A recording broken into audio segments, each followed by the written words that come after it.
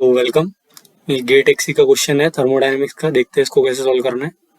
सो क्या मेंशन है कि a cylinder of volume 1 meter cube contains a mixture of CO2 0.2% by mole and O2 0.8% by mole.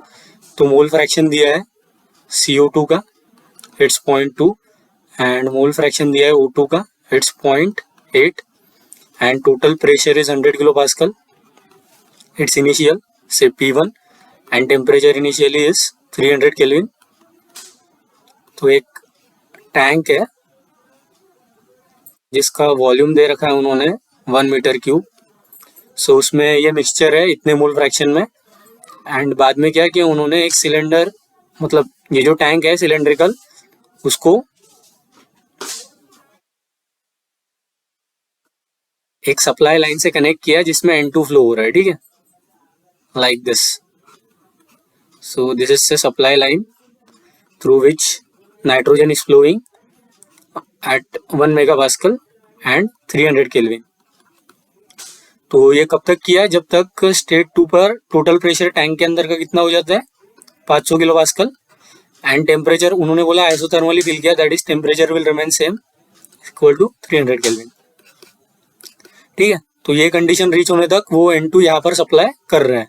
तो initially क्या होगा, initially tank में सिर्फ CO2 के मोल्स होंगे और O2 के मोल्स होंगे, ठीक है। लेकिन फाइनली क्या होगा, NCO2 और NO2 के साथ कुछ नाइट्रोजन भी टैंक में आ जाएगा। तो कितना आया है वही हमें निकालना है। तो सबसे पहले हम ये निकाल लेते हैं NCO2 और NO2। वो कैसे निकालेंगे, we know that from what we said Dalton's law of partial pressure के हिसाब से, that pressure of any component in a mixture is equal to, मतलब पार्शियल प्रेशर कैसे निकालते हैं, उसके मोल फ्रैक्शन को टोटल प्रेशर के साथ मल्टीप्लाई करता है, that is pressure of CO2 निकालना है। तो मोल फ्रैक्शन को टोटल प्रेशर के साथ मल्टीप्लाई करेंगे तो CO2 का प्रेशर आ जाएगा at state 1। So it is nothing but 0.2 multiplied by 100, तो ये आएगा 20 kilo pascal. Similarly PO2 at 1 is XO2 multiplied by P1 and it is 0.8 multiplied by 100, so it is 80 kilo pascal. तो ये O2 का pressure हो गया, ये CO2 का प्रेशर हो गया। अभी नेक्स्ट चीज हमें करनी है, मोल्स निकालना है, ठीक है। तो आइडियल गैस इक्वेशन यूज करेंगे हम। तो कैसे करने वाले हैं, let me erase this diagram, और अदरवाइज रहने देते हैं इसको ऐसे।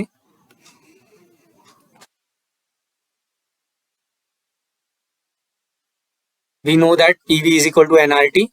तो यहाँ पर ये R क्या है, R is universal gas constant. Why, because we are using it on molar basis. तो CO2 के लिए क्या हो जाएगा, it is PCO2 1, and volume तो वॉल्यूम ही रहेगा, सारा वॉल्यूम ऑक्यूपाई करते हैं, बिकॉज आइडियल गैसेस का अपना कोई वॉल्यूम नहीं होता, तो it occupies the entire volume of the container. And N is NCO2 multiplied by R is 8.314, and it is T की वैल्यू आ जाएगी हमारी 300, और प्रेशर हमें पास्कल में पुट करना पड़ेगा। Why, because it is in joule per kelvin per mole, ठीक है। तो सारे यूनिट कंसिस्टेंट रखने के लिए it is in metre cube.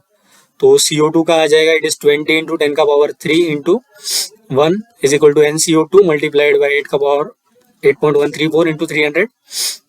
तो यहाँ से हमारा CO2 का मोल्स कितना निकल के आएगा, I have calculated it, it is 8.0186 moles. तो ये आ गया CO2 के लिए। सिमिलर आर्गुमेंट हम व्हाट वी से O2 के लिए करेंगे, तो ये कितना आ जाएगा, PO2V NO2 RT। तो NO2 की वैल्यू आ जाएगी यहाँ से 32.0744 मोल्स।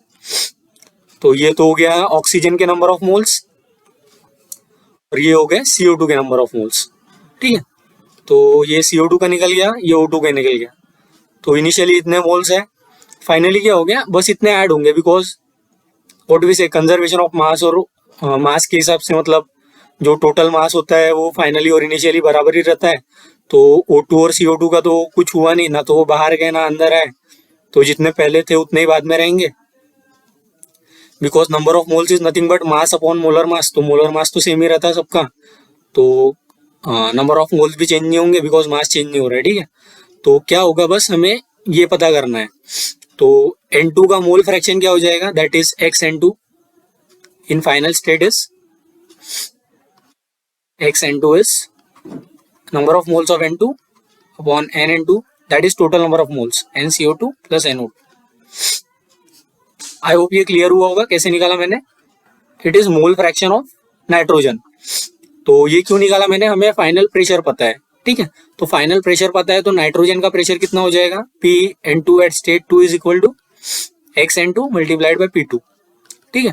तो XN2 ये है, XN2 की वैल्यू ये है, P2 की वैल्यू ये है, तो that is pressure of N2 multiplied by volume.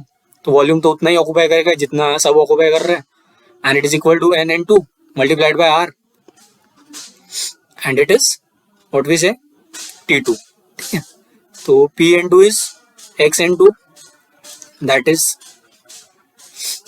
Plus ये इसका सम कितना आ जाएगा 8.0186 that is 8, let me calculate it, 8.0186 plus 32.0744। तो ये दोनों के मोल की सम आ गई हमारी 40.093 के बराबर। ये तो हो गया pressure, that is mole fraction, and it is multiplied by pressure, total pressure that is 500, it is in kilo pascal, तो पास्कल में क्या आएगा 10 का power 3, and volume is 1, and it is equal to NN2 multiplied by R is 8.314 joule per kelvin per mole, and T2 is 300। तो यहाँ से हम N2 के लिए सॉल्व करेंगे तो क्या आ जाएगा, ये सारों का काम हो गया हमारा।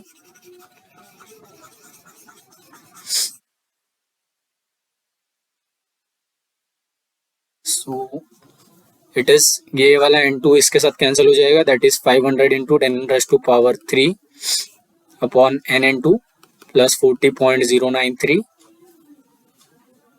Is equal to 8.314 into 300। तो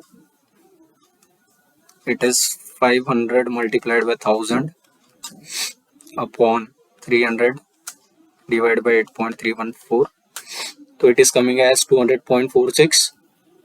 तो NN2 plus 40.093 is equal to 200.465 minus 40.093, तो NN2 की वैल्यू आ जाएगी हमारी 160.37 moles. So this is the correct answer. So इसका आंसर आ जाएगा हमारा, it is 160.372079। So Dalton's law पर बेस्ड था ये problem, Dalton's law of partial pressure पर, that is pressure of any component in a mixture is equal to, मतलब उसके मोल फ्रैक्शन का मल्टीप्लिकेशन इनटू टोटल प्रेशर। वो डाल्टन्स लॉ के हिसाब से हमने पहले प्रेशर निकाल लिया, देन बाद में आइडियल गैस इक्वेशन लगाकर जो नंबर ऑफ मोल्स निकालने थे वो निकाल लिए। So thanks for watching.